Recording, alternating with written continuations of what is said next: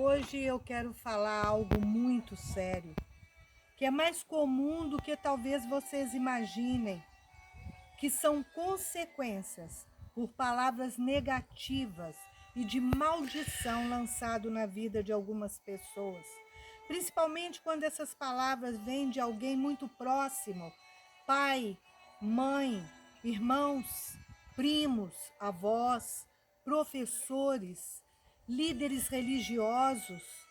Quanto mais próximos são essas pessoas, maior é o desastre emocional. Eu estava conversando com uma amiga, se tornou uma amiga, mas eu observava como ela era negativa, como as suas declarações eram de desistência, e eu não aceitava aquilo porque eu via e vejo nela uma mulher capaz, inteligente, com uma determinada cultura, né, estudada, e as declarações dela eram só de pessimismo, negatividade, e eu tentava levantar, né, a estima dela, mas eu não conseguia. E ela um dia falou para mim: é só você que enxerga essas coisas boas em mim, pastora. Ninguém mais enxerga. As minhas coisas todas dão errado. Até quando eu planejo alguma coisa, está indo tudo certinho, algo acontece e aquilo acaba, termina. Algo acontece e interrompe tudo. E ela falou: eu planejei montar um negócio para mim, é começar em casa. E eu chamei uma amiga e me abri com ela porque eu queria saber a opinião dela. Contei, e com o passar dos dias eu percebi que essa amiga ela estava diferente comigo. Ela estava se afastando de mim, não me procurava mais. E um tempo depois eu descobri que ela montou justamente esse negócio. E já estava procurando até um ponto para mudar, para abrir, para expandir, de tão certo que deu. Realmente, eu nasci para ser espectadora da vida, para aplaudir a vitória das pessoas, somente isso. E eu falei: não, eu não aceito essas declarações vindas de você, porque eu te conheço, eu sei a sua capacidade. Ela falou: não, pastora. Eu, uma vez, há muitos anos atrás, alguém já viu isso em mim. A pessoa apontou o dedo para mim e falou: você nunca vai ser nada na vida. Você não tem capacidade para nada, você não presta para nada. Aí eu falei: opa, peraí, vamos parar com tudo. Como que pode uma pessoa declarar isso na vida do outro? Isso é uma insanidade mental. E eu falei para ela que Deus, ele quando nos criou, ele desejou, ele nos planejou antes que chegássemos à Terra. Aí você vai me falar: mas quando eu cheguei eu não fui planejado, não fui desejado, eu fui dado para adoção, eu sou fruto de um aborto mal sucedido. E eu quero te falar que o que menos importa é o caminho que você percorreu para chegar até aqui. É o que menos importa, porque você é fruto do amor de Deus. Antes que qualquer pessoa te planejasse aqui, Deus te planejou.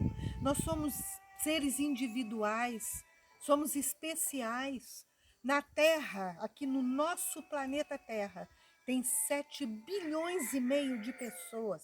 Você imagina esse povo andando aí pelo mundo todo e nenhum igual ao outro. O genoma tem 3,2 bilhões letras de código do DNA. Então, a probabilidade de nascer um ser humano igual ao outro é zero. E Deus não deu autoridade nem capacidade para ninguém para falar do futuro do outro, o que ele vai ser.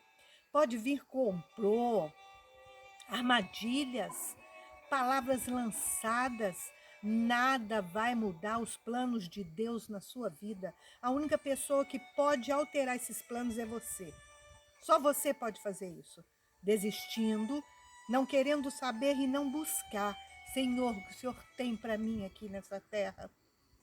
E Deus, ele é tão maravilhoso que ele nos respalda, ele nos ensina e ele nos mostra na Bíblia, com pessoas como nós, comum.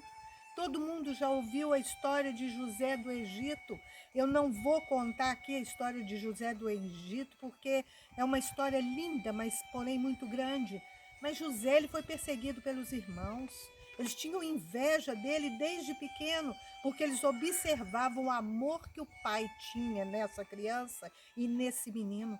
E o pior de tudo é que José correspondia. E quando José ganhou uma capa de presente do pai dele, acredito eu que naquela época uma capa era algo muito valioso, aí foi o fim. Então eles falaram: nós vamos mudar essa situação, nós vamos dar um jeito em José, nós vamos matá-lo. E quando eles chegaram exatamente no momento em que eles iam executar o plano, passava uma carruagem, uma caravana de caminho para o Egito. E eles acabaram entrando num acordo e vendendo José como escravo para o Egito.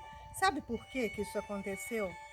Porque era assim os planos de Deus na vida de José. Deus já tinha planejado algo muito maior na vida de José. E eles chegaram em casa para o pai, apresentar aquela capa ensanguentada. E José, depois que ele partiu naquela caravana, José sofreu injúria. Ele foi preso inocente.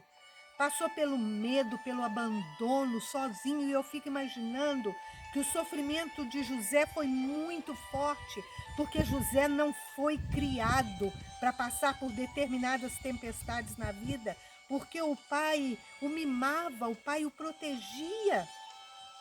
E eu acredito que José, ele pensava no passado, sim. Tenho certeza que ele dormiu muitas noites chorando e soluçando e talvez até perguntando por que Deus.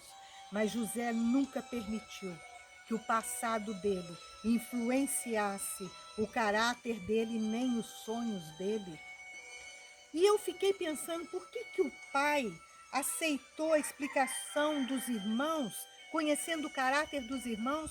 Por que o pai não foi atrás? Eu vou ver o que aconteceu, quero ver onde aconteceu isso. Eu andei pesquisando e hoje, de Canaã ao Egito, de ônibus, são 7 horas de viagem. Então vocês imaginam naquela época lá atrás, no lombo de animais, tinha que caçar para comer durante a viagem, tinha que procurar nascentes de água, isso se não acontecesse nenhum incidente, porque naquela época eles andavam por trechos, por caminhos abertos, talvez pelo mato, tinha ataque de animais selvagens, podia um animal deles adoecer, ou até mesmo um deles. Talvez isso tenha feito o pai de José desistir e aceitar como a explicação dos irmãos. E ele entrou em depressão e chorou anos e anos e anos. E José lá caminhando na sua vida, crendo em Deus, sabendo que Deus tem algo melhor para cada um de nós aqui no mundo. José chegou a governador de todo o Egito. Abaixo de Faraó, era ele a autoridade máxima naquela época. José perdoou seus irmãos. Mandou tirá-los da miséria, da fome que assolava o Egito naquela época. E mandou também que trouxesse as famílias, os filhos, as esposas, talvez netos, todos que fossem parentes e quisessem vir. José perdoou, abraçou, recebeu todos eles. Por isso, nessa tarde eu quero te dizer, com toda a fé que eu tenho, não abra mão de quem você é. Não seja controlado, nem controlada por pessoas que querem detonar a sua vida. Talvez você tenha que cortar determinados vínculos que não te fazem bem. Lembre-se que se você viver do passado no seu presente, você vai ficar engessado, você não vai seguir, não vai ter conquista. Principalmente se o teu passado foi de dores e de traumas e que virou escombros na sua vida. Vou te falar uma coisa, ninguém constrói casa nova em cima de escombros. A paz do Senhor.